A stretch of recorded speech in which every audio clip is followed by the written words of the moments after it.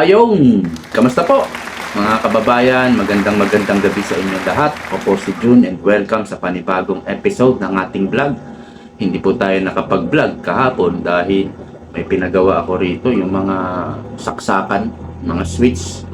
Dahil mga luma na, hindi na gumagana yung iba. So, naging busy tayo kahapon pero nakabati naman tayo ng happy birthday. Nag-post tayo sa YouTube. Ayun, nakabati tayo kay BP Inday Sara ng happy birthday. Meron pa lang na postpone yung yung EDSA rehab, postpone daw for 1 month. Tignan nyo yung mga proyekto ni BBM, no? Mga maintenance lang. At gagawin din yata yung San Juanico Bridge. Wala siyang bagong proyekto talaga. Meron silang mga groundbreaking, hospital, puro groundbreaking. Nakatatlong taon na. Imagine niyo yung termino ni Mayor nung nag-mayor si Isko Moreno. 3 taon lang yun. Ang dami palang napagawa ni Yorme sa Maynila. Magkano lang ang budget ng Maynila compare mo sa budget ng gobyerno natin? Walang bagong proyekto. Ang tindi talaga nitong parang ayaw niyang gumawa ng project para makorap na lang siguro. Kaya nag-iisip siguro si PBBM hindi dapat Duterte ang maupo sa 2028 dahil mauungkat yung kanilang mga korupsyon. So, ang topic po natin ngayon, ito pong sagot ni BP Sara doon sa kanyang statement na bloodbath. Na misinterpret daw kasi ito ng iba, at yung iba they refuse to understand. So sinagot niya yan dito sa latest interview niya sa The Hague, at yung sumagot din siya sa reconciliation ni PBBM. So umpisahan siguro natin dito sa sagot niya sa bloodbath na talagang na-misinterpret at iba-iba yung mga naging reaction ng mga kalaban, no? So siguro mas maganda pakinggan muna natin si BP Inday Sara. To clarify, I think many misunderstood the word bloodbath, and many didn't want to understand, refused to understand what it meant. We have always said that the impeachment is a political persecution. It is the administration going after me after I resigned from the cabinet. And if it's a persecution, it's some sort of crucifixion against me. Diba? And so, when there's a crucifixion, there's blood. So, it's a bloodbath. My bloodbath. So, I'm just sad that many people refuse to understand the context wherein I give statements. Alright. So, ang sinasabi niya, marami ang na-misunderstand itong bloodbath. Alam nyo kasi,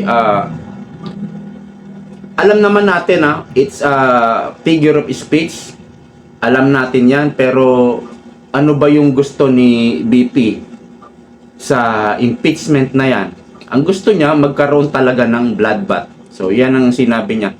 Alam nyo, kung ikaw ay nasa kalagitnaan ng war, gera kasi ito It's a battle of power between Marcos and Duterte. Kaya lang, sobrang lugi dito sa gerang ito ang mga Duterte dahil Marcos, kumampi na yung Dilawan, NPA, mga komunista, andyan pa yung andyan pa yung mga ibang oligarko, at kumpleto sila sa armas at meron silang pera. Luging-lugi talaga ang mga Duterte. Kaya nga naipadala nila sa The Hague si PRRD at si BP Sara ay humaharap ngayon sa impeachment. So, kung ikaw ay nasa kalagitnaan ng war, dapat ang mga bibitawan mong salita ay kukunin ng media para makarating sa buong mundo. So, iyan yung nakikita ko tuwing magsasalita si BP Inday. Ganun din si Baste. Alam nyo, yung speech ni Baste dyan sa Dahig. Nandyan siya kasi ngayon sa Dahig eh. Talagang pinagmumura. Pinagmumura ang gobyerno. Pinagmumura mismo si PBBM. Hindi lang GAGO. Hindi lang GAGO. Talagang PI talaga. Talagang pinagmumura ni Baste. Believe ako kay Baste. Napakatapang ni Baste. Kahit na napaka-powerful ng mga binabangga niya. So, yan po. Dahil alam niya, alam ni BP Inday, may sapat siyang siguradong suporta sa Senado. At least 11 votes eh. 9 lang ang sapat na ang 9 na hindi na siya mai-speech. Ay, hindi na siya ma-acquit. Ay, hindi na siya makukonvict. Sorry. Hindi na siya makukonvict sa impeachment. Kaya naghamon siya eh. Ang bloodbath, patayan yan. Patayan yan. Madugo sa literal. No? Kaya lang na-misunderstand ni, lalo na itong si Claire Castro, ginawa ba namang literal? Paano ka magpapatayan doon sa impeachment sa Senado? Ano, maghahampasan kayo ng microphone? Maghahampasan kayo ng gavel?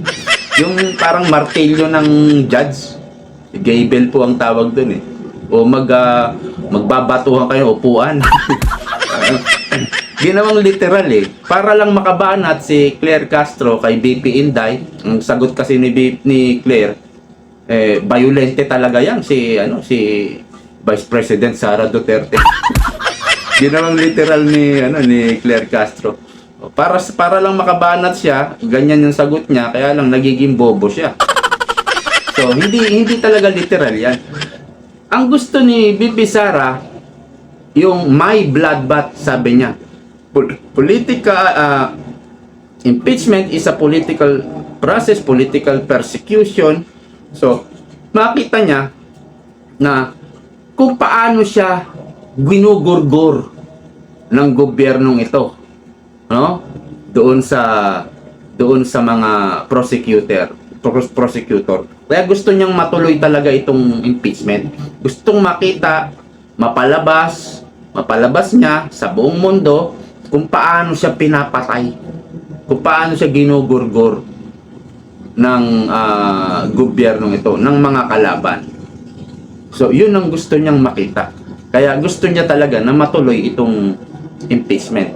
Siyempre, ang mga abogado niya, kung madadaan naman sa madalian, mabilisan, yung bang technicality, talagang magre-raise yan ng mga technicality. So, ganyan talaga ang abogado. Parang doktor yan eh. Ito sakit mo. So, dito muna tayo. Tignan muna natin. Pag gumaling na, di yun ang di yun ang solusyon. Hindi muna tayo mag-o-opera. So, may mga ganon yung style ng ibang abogado. Pero sabi nga ni BP Sara, gusto niyang makita, gusto niyang mapalabas kung paano siya ginugurgur ng mga kalaban. Naging malakas yung loob niya eh. Dahil marami na siyang kaalyado sa Senado. Kaya sige, kumbaga, bring it on. Ganon yung sinabi ibig sabihin ni BP Sara. Na misinterpret naman ng iba, lalo na si Claire Castro. At sinagot din niya itong reconciliation daw ni PBBM. So, pakinggan po natin si BP Inday. Ito na po. Hindi naman mahalaga siguro ang mga personal na problema ng mga tao, no? Ang mas mahalaga is yung taong bayan at yung bayan natin. Ma'am, any reaction Alright. po sa gusto ni BBM na makipag-reconcile sa mga Duterte? Sabi niya, ayaw niya raw ng gulo. Unang-una, hindi na muna siguro ako magsalita about reconciliation dahil hindi naman mahalaga siguro ang mga personal na problema ng mga tao. No? Ang mas mahalaga is yung taong bayan at yung bayan natin. Okay.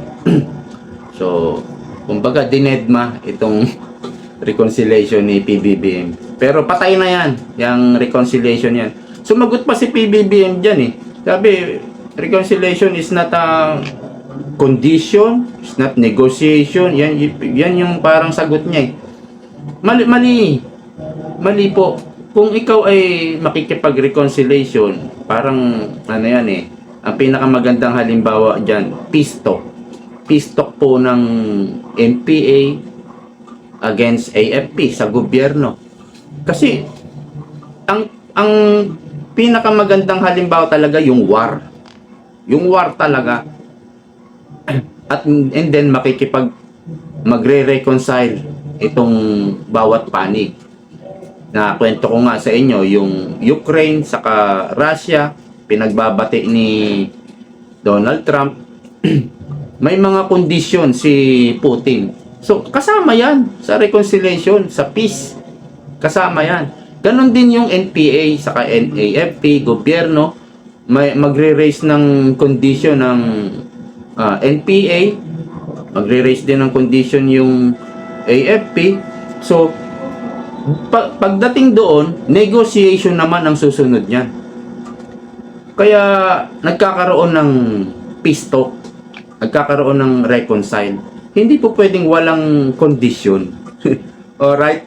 Yeah, yun ang magandang example, yung peace talk sa NPA. Pero ngayon, hindi na po pwede sa mga Duterte yan. Ewan ko lang sa ibang leader.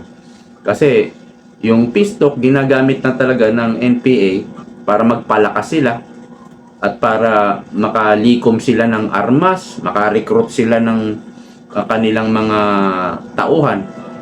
Kaya bistado na ni Pangulong Duterte yan. Kaya never nang makikipag-recruit, makikipag-peace talk kung ang nakaupo ay Duterte. Talagang tatapusin na yan. Ngayon lang kasi nakipagsabuatan itong gobyerno ni Marcos, mga kaalyado ni Marcos, nakipagsabuatan dyan sa NPA para sa kanilang hangarin na mapabagsak ang mga Duterte. At syempre, kung ikaw ay hindi korap na tao, alam mo, ang una mong kalaban, mga magnanakaw, mga korap na politiko, taong gobyerno. Sindikato yan eh. Alam nyo, napakinggan ko si Percy Lapid, yung pinatay, yung inambush, yung inassassinate. Si Percy Lapid, dilawan siya, makaleni. Bumabanat siya sa mga Duterte, bumabanat din siya kay Bongbong Marcos. Noong sinabi niya na kauumpisa pa lang dito ni PBBM sa pagiging presidente niya, nag-uumpisa pa lang, sabi ni Percy Lapid, pinasok, ang gobyerno ni Marcos ay pinasok na ng mga sindikato.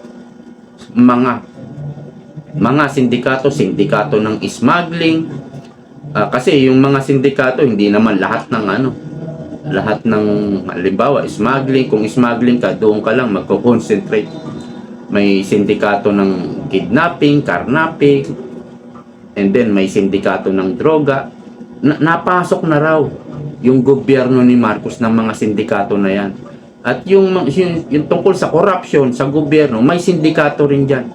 Sindikato sa PhilHealth, sindikato sa DepEd, bawat departamento. Ang dami po. Ang dami po. Pero noong naupo si Pangulong Duterte, nawala yan eh. Natakot eh. Pero meron pa rin talaga na nangurakot. Kaya lang, sobrang kaunti na. Sobrang kaunti na. Kaya yung pera ng bayan, yung mga tax natin, talagang nakita natin. Biglang lumitaw eh. 'Di ba? Nagkaroon ng tulay dyan. Dati wala namang tulay.